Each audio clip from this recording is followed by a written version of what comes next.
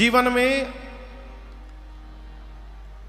आनंद में रहना कौन कौन चाहता है? कभी दुखी ना हो ऐसा कौन चाहता है? एक मंत्र दे रहा।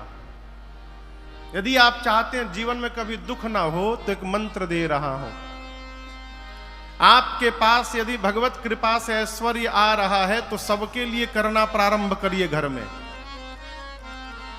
जितना बन पड़े आपसे सबके लिए सोचना प्रारंभ करिए, करना प्रारंभ करिए। लेकिन ये मत सोचिए कि जैसे उनके लिए मैंने किया वो भी हमारे लिए करेंगे।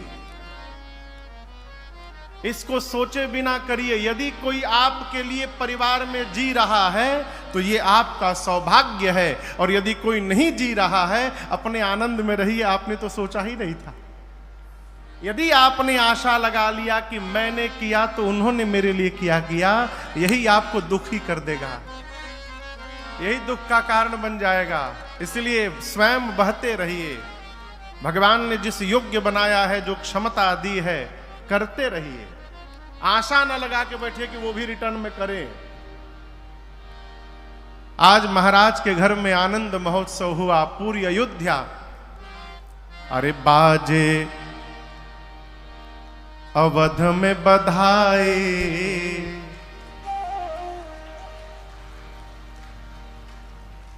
बाजे लागल। हाँ। बाजे अवध में बधाई, जन्म लिहले रघुराई। बाजे अवध में बधाई, जन्म लिहले रघुराई। बाजे अवध में बधाई,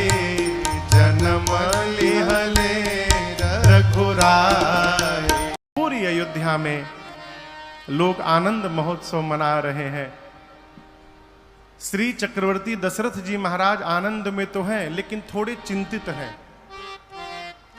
अब आप कहोगे महाराज इस आनंद महोत्सव में चिंतित होने का क्या कारण है? कारण है गुरुदेव के वचनों का स्मरण करके। गुरुदेव वशिष्ठ जी ने क्या कहा था? धरहु धीर होई हहि सुत चारी।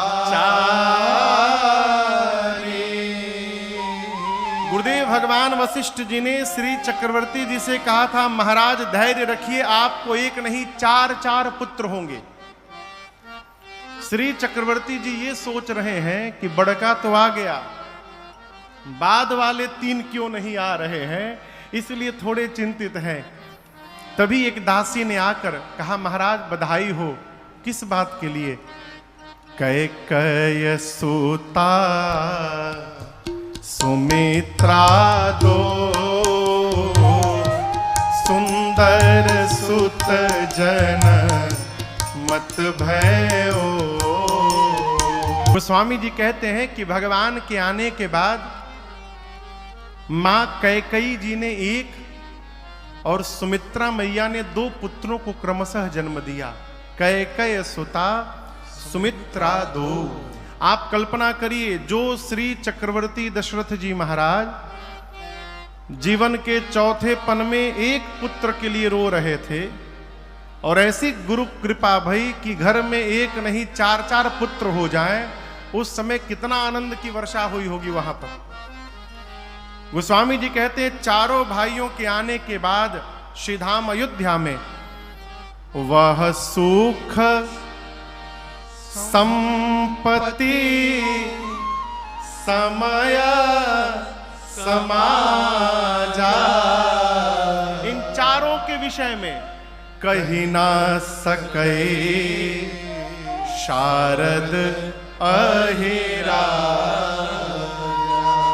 भगवान के अवतार लेने के बाद अयोध्या में जो सुख वर्धन हुआ, अयोध्या वासियों को जो संपत्ति प्राप्त हुई, जो समय और समाज का दर्शन हुआ, गोस्वामी जी कहते हैं इन चारों के विषय में यदि सरस्वती जी और शेष नारायण बोलना प्रारंभ करें फिर भी वो बोलने में सक्षम नहीं है। आप कुएं के जल को माप सकते हैं, नदी में कितना पानी है आप नाप सकते हैं, झील में कितना पानी है आप पता लगा सकते हैं, समुद्र में कितना पानी है कौन पता लगाएगा। सुख का पता इसलिए नहीं चल रहा है कि अयोध्या में सुख ने अवतार नहीं लिया है, अयोध्या में सुख के सागर ने अवतार ले लिया है, इसलिए सुख का पता नहीं चल पाया।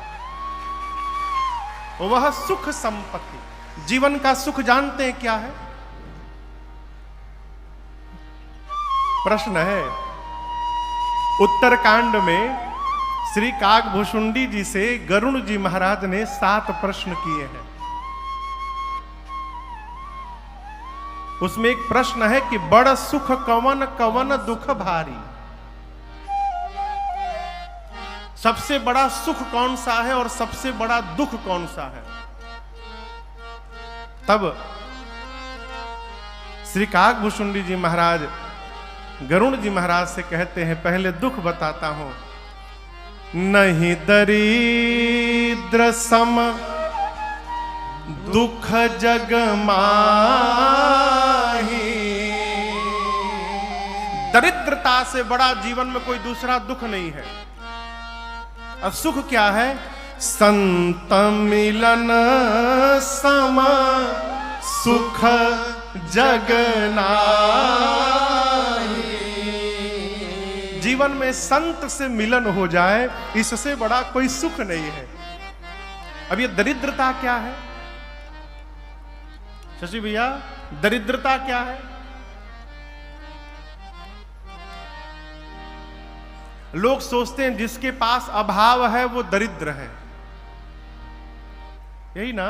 लेकिन समझिएगा, दरिद्रता का संबंध अभाव से नहीं है, दरिद्रता का संबंध स्वभाव से। दरिद्र कौन है? जो होने के बाद भी मांग रहा है, वो दरिद्र आदमी है। पेट भर के भोजन किया हुआ है, जगह नहीं है गले में, और गरम गरम इमरती दिखाई पड़ गई और जिह्वा से पानी निकलने लगा, वो दरिद्र आदमी है। कितनी संपत्ति घर में जमा है उसी को याद नहीं है, उसके बाद भी भगवान के सामने जा रहा है तो हाथ फैला के मांग रहा है, ये दरिद्र आदमी। दरिद्र कौन? जो होने के बाद भी मांग रहा है, वो दरिद्र है, और इससे बड़ा कोई दुख नहीं है। दरिद्रता यदि जीवन में आ गई तो पूरा जीवन मांगने में ही निकल जाएगा, पूरा जीवन। और सुख क्या है? जीवन में संत का मिलन हो गया, ये सबसे बड़ा सुख है। क्यों? संत का मिलन हो जाना, ये जीवन में भक्ति का प्रारंभ होना है। राम जी ने जब मेरी मां शबरी को 9 प्रकार की भक्ति बताई, शबरी मैया ने शबरी मैया के गुरु जी ने कहा था कि शबरी, जब राम जी आवे तो उनकी स्तुति करिएगा। भगवान की पूजा कैसे की जाती है? सबसे छोटी विधि है पंचोपचार।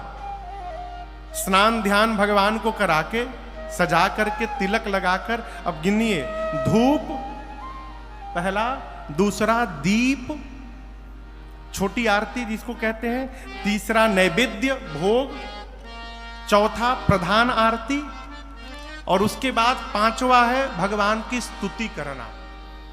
स्तुति में क्या करते हैं? प्रशंसा करते हैं।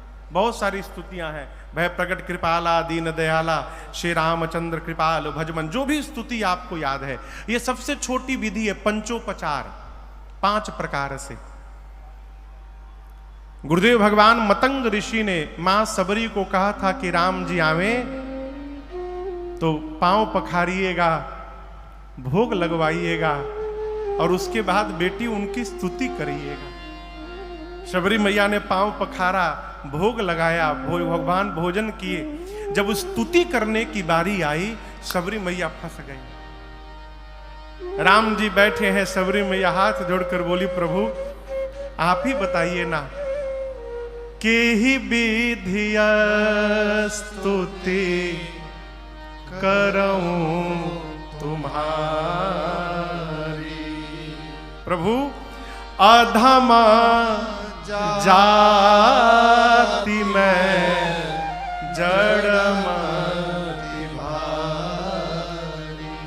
अधमा ते अधमा अधम अति नारी तीन हूँ मैं मते मंगल आभारी।